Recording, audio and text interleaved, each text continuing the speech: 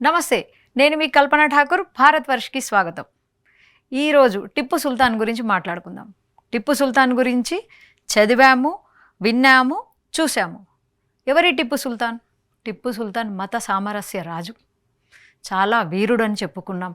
హిందువుల పట్ల, హిందూ దేవాలయాల పట్ల అత్యంత ఆదరణ కల రాజు అని విన్నాం. ఇది ఒక కోణం. ఇంకొక కోణంలోకి వెళ్తే టిప్పు సుల్తాన్ హిందువుల పట్ల చేసిన మారణకాండ అంతా ఇంత కాదు. హిందువులను చిత్రహింస పెట్టిన నీచుడు. ఏకంగా 40,000 మంది హిందువులను ఇస్లాంలోకి బలవంతంగా మార్చిన నీచుడు అతను. ఇస్లాంలో ఎవరైతే మారారో వాళ్ళపై అతను చేసిన అరాచకం అంతా ఇంత అని చెప్పరాదు. టిప్పు సుల్తాన్ నిజంగా ఇతను మత సామరస్య రాజు అయితే అతని లేఖలు, అతని తర్వాత వచ్చిన అతని స్వయంగా రాసుకున్న లేఖలలో ఉంది. తను మొత్తం యావత్ హిందూ దేశాన్ని ఇస్లామిక్ దేశంగా మారుస్తానని, దానికి ఇంకా కొంత సమయం పడుతుందని రాసుకున్నాడు. అంటే అతను హిందువులను మొత్తాన్ని ఇస్లామిక్లుగా మార్చాలని చూశాడు. మరి అతను గొప్ప రాజు ఎలా అయ్యాడు? మత సామరస్య రాజు ఎలా అయ్యాడు?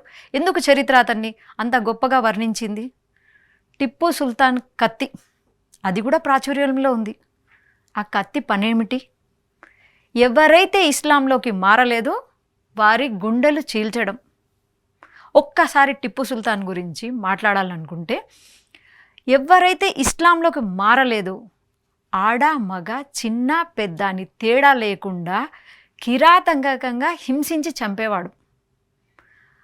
అతను వెళ్తున్నప్పుడు అతని ఏనుగుపై వెళ్తూ వెనక 30,000 మంది సైన్యం అతనితో ఉండేది. కనిపించిన హిందువును ఊచకోతకు గురి చేసేవాడు. ఎందుకు? మత సామరస్య రాజు కదా. ఎందుకు మరి ఇలా చేసేవాడు? ఏ ఒక్కరైనా అడిగారా? ఏ ఒక్కరైనా పుస్తకాలలో చెప్పారా? లేదు. అతను ఎంత నీచుడు అంటే, ఔరంగజేబ్ గురించి మనకు అందరికీ తెలుసు. టిప్పు సుల్తాన్ని కూడా ఇంకొక ఔరంగజేబ్ అంటారు. ఎవరైతే ఇస్లాంలోకి మారని హిందువులు ఉంటారో వాళ్ళని ఏనుగు కాళ్ళకు కట్టించి వాళ్ళను లాక్కెళ్ళమని చెప్పేవాడు. వాళ్ళ శరీరాన్ని రక్తంతో, అంటే రాళ్ళ మీద, రప్పల మీద, మట్టితో రక్తసిక్తమై వాళ్ళు చనిపోయేవారు. ఇందులో ఎవరైతే హిందువులు, అమ్మాయిలు, మహిళలు, తల్లులు ఎవరైతే ఇస్లాంలోకి రారో వారి పిల్లలను వారి మెడకే ఉరేసి చంపిన నీచుడు టిప్పు సుల్తాన్. మలబార్ యుద్ధం గురించి, ఆయన జరిపిన మారణకాండ గురించి మనం చూస్తే టిప్పు సుల్తాన్ ఎలాంటి వాడు, ఎంత నీచుడు, ఎంత దుర్మార్గుడు అని తెలుస్తుంది. మనం ప్రతి సంవత్సరం దీపావళి పండుగను ఎంతో వైభవంగా, ఎంతో ఇష్టంగా జరుపుకునే పెద్ద పండుగ. అలాంటి పండుగను ఒక గ్రామం మొత్తం ఇప్పటికీ జరుపుకోదు, ఒక్క దీపం వెలగదు, ఒక పటాసు పేలదు. అంటే దేనికోసం?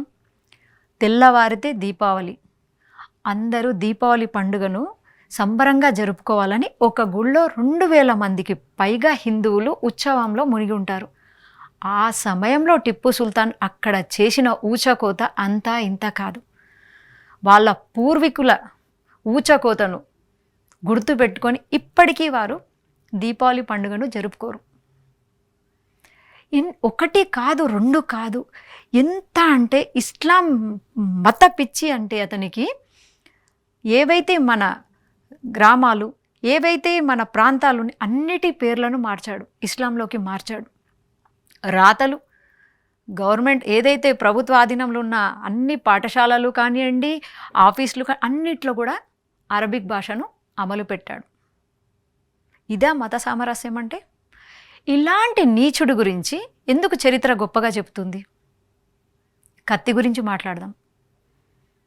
టిప్పు సుల్తాన్ కత్తి చాలా పొడవైంది, చాలా పదునైనది, బంగారంతో, వజ్రంతో పొదగబడి ఉందని మనం విన్నాము, చదివాము, టీవీ సీరియల్లో చూసాము.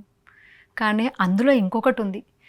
హిందువుల రక్తపు మరకలు ఉన్నాయని ఎందుకు చెప్పలేదు? ఎవరైతే హిందువు ఇస్లాంలోకి మారము అన్నారో వారి గుండెలను చీల్చింది ఆ కత్తి. ఎవరైతే మహిళలు ఇస్లాం మతాన్ని స్వీకరించడానికి నిరాకరించారో వాళ్ళ ప్రాణాలు తీసింది ఆ కత్తి. సో ఒక్కసారి ఆలోచించండి. అలాంటి కత్తిని ఆ కత్తిని చేతపట్టిన టిప్పు సుల్తాన్ని చాలామంది హీరో అన్నారు. మనం ఆలోచిద్దాం, టిప్పు సుల్తాన్ హీరోనా విలనా? ఈ కత్తి గురించి మాట్లాడుతున్నాం కాబట్టి టిప్పు సుల్తాన్ అనంతరం ఆ కత్తిని బ్రిటిష్ వారు తీసుకెళ్ళిపోతే లండన్లో ఒక ప్రైవేట్ కంపెనీలో దాన్ని వేలం వేయడం జరిగింది. మన సోకాల్ విజయమాల్య గారు వేలంలో కోట్లు వెచ్చించి ఆ కత్తిని తీసుకొచ్చారు. ఎందుకు? అది ఎలాంటి కత్తి? హిందువుల రక్తంతో తడిసిన కత్తి. అతను తీసుకొచ్చుకున్నాడు. అప్పటి నుంచి ఆయన డౌన్ఫాల్ స్టార్ట్ అయింది, పతనం స్టార్ట్ అయింది. కుటుంబీకులు అది గ్రహించారు. ఈ కత్తిని ఎలాగైనా వదిలించుకొని విజయమాల్యకు చెప్పడం జరిగింది. అప్పుడు కదా కత్తి మీద కథనాలు స్టార్ట్ అయ్యాయి. థంబ్నెయిల్ ఏంటి? టిప్పు సుల్తాన్ కత్తి అరిష్టమా? అవును, అరిష్టమే, ముమ్మాటికి అరిష్టమే. ఎందుకంటే హిందువుల రక్తంతో తడిసింది, హిందువుల గుండెలను చీల్చింది. ఎవరైతే ఇస్లాంలోకి మారము అన్నారో వారి శరీర భాగాలను కూడా తెంచింది. అలాంటి కత్తి ముమ్మాటికి అరిష్టమే. సో ఇప్పుడు మనం ఆలోచిద్దాం, అలాంటి కత్తి, ఆ కత్తిని చేతబట్టిన టిప్పు సుల్తాన్ హీరోనా విలనా? నాయకుడా ప్రతినాయకుడా? ప్రతి వారు చరిత్రను పరిశోధించండి, సత్యాలను అన్వేషించండి. అదే భారతవర్ష చేస్తుంది. జై శ్రీరామ్, భారత్ మాతాకి జై.